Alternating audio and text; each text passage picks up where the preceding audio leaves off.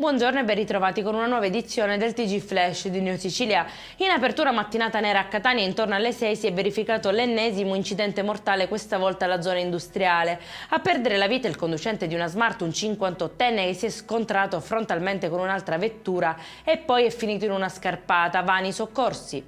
È stato arrestato a Vittoria, in provincia di Ragusa, l'uomo di 51 anni condannato in via definitiva per l'omicidio di Giuseppe Dezio, assassinato con una coltellata alla gola il 2 febbraio di 9 anni fa in una zona di campagna al culmine di una lite. Il colpevole è stato rintracciato nella sua abitazione e trasferito in carcere, dove dovrà scontrare oltre 12 anni di reclusione.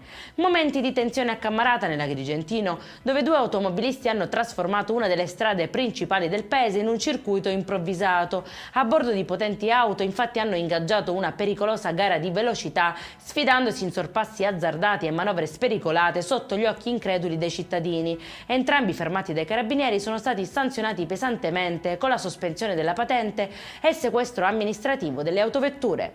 Perseguite e spie ai vicini di casa con 8 telecamere, per questo un ennese è finito in carcere. Tra l'altro il sofisticato impianto di videosorveglianza era già stato rimosso in passato, ma poi era stato installato nuovamente. Ogni volta infatti le vittime uscivano e rientravano in casa e l'indagato agiva con preoccupante precisione e sincronia.